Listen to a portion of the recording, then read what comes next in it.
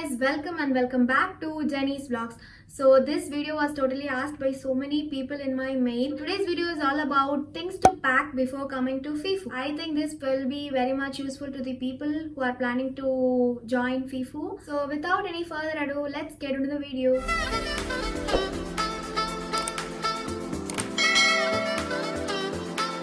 I personally thought that everything would be available here, from clothing, from spices and from makeup, but seems like there's not even a proper website to shop in your favorite products. But this time I have placed my order in iHerb through my Russian ma'am. Let's see how it goes and I can give you guys the review of it. Let me just start from the documents that you have to carry from India. So first things first, your 10th and 12th mark sheets. So that has to be translated in Russian because everything over here is in Russian. The international office is also, they maintain all the files in Russian. So you have to get your 10th and 12th mark sheets translated into Russian, and you have to get the seal from the DPI. So all the details you'll be getting from your consultancies if you are coming through consultancies. I think coming through consultancies would be very much easier than coming alone for the first time because it's a very new space for you. So that's the first thing you have to get in your documents list. Next thing is your admission letter. So as soon as your admission is confirmed, FIFU will send you an admission letter. So if you are coming through consultancies will hand over the admission letter. Third one is the HIV negative certificate. So you have to undergo a HIV test before coming here. So you have to carry that also. And the fourth one is the chest x-ray certificate. So the chest x-ray certificate should have the hospital's name and the doctor's signature. Fifth one is your COVID negative certificate. You have to carry a COVID negative certificate if you are traveling borders. If you have got vaccinated already, kindly carry that proof with you also. So that's pretty much about all the documents you have to carry to come here. So the next one is your passport. So definitely you have to get your passports done and carry as many Xerox copies of your passports front and back, so that it would be very much helpful for you to not rush to Xerox copy places over here. The next one is photocopies. So get your photocopies done in India itself because it costs more than in India here. So yeah, get around 30 to 40 passport size photocopies. That would be very much helpful. Next one is your school TZ and your immigration card. So this immigration card is very much important. I've seen so many of my friends lost this immigration card and they have rushed around places to find it. Be careful with your immigration card whenever you are traveling. So next, let's just move on to your books. So for the books part, I would personally suggest you getting e-books. I prefer going with e-books rather than carrying all the books with me. But to be honest, I carried Chaurasia for my anatomy first year. First year you will be having.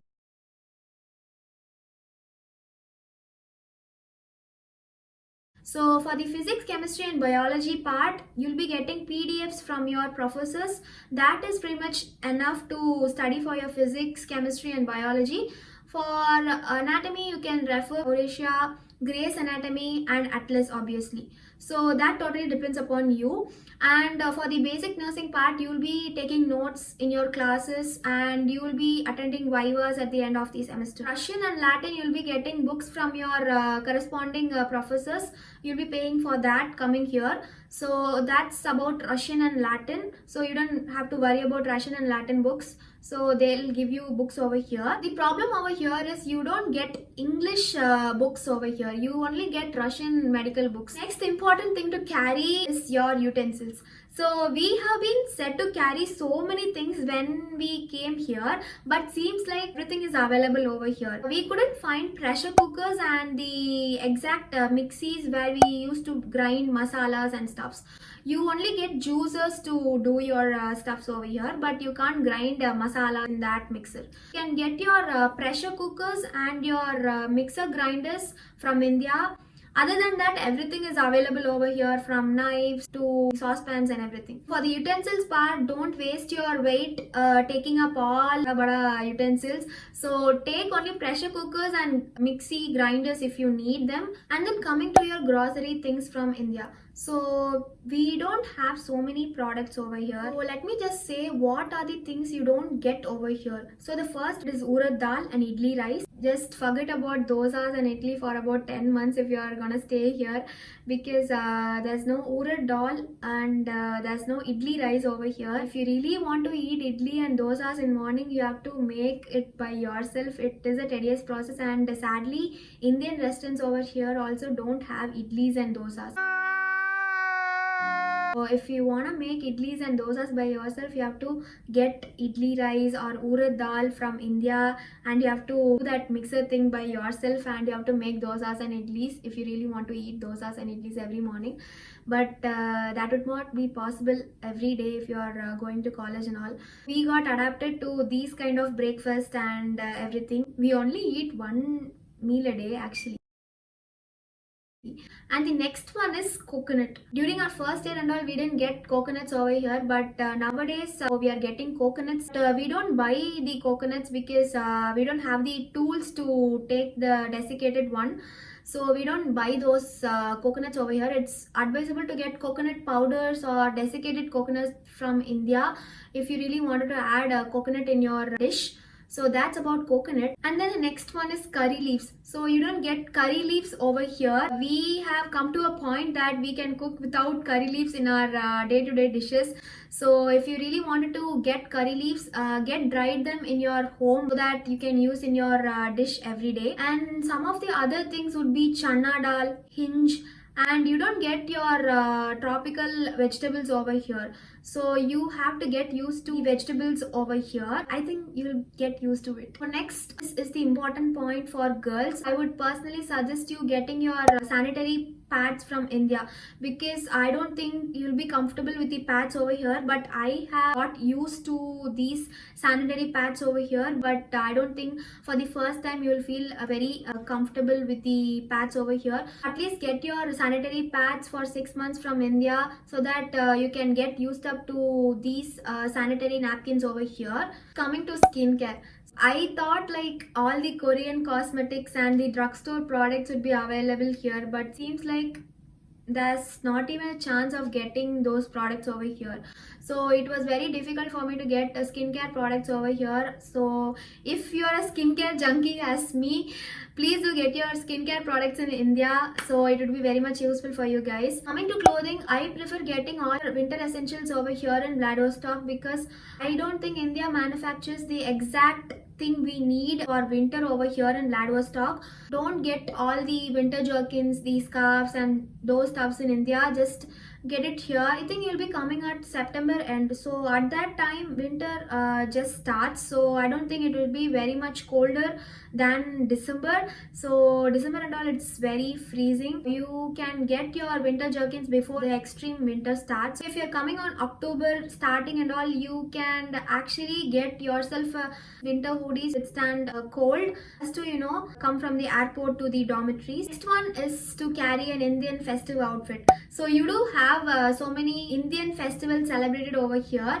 so you can wear your Indian festive outfits for that. Girls, you can carry a sari with you or a lehenga kind of thing, and boys, you can carry your own festive outfits like dhotis and stuffs like that. Next, let's just move on to electronics. So I personally got my iPhone over here. It was a bit less expensive than India, so I got it here, but it's up to you. It's up to your convenience. I'm just planning to get my iPad the coming week, so I'll be putting that review also soon. If you're going with ebooks, I would personally suggest you getting an iPad, because it is very convenient and handy these days.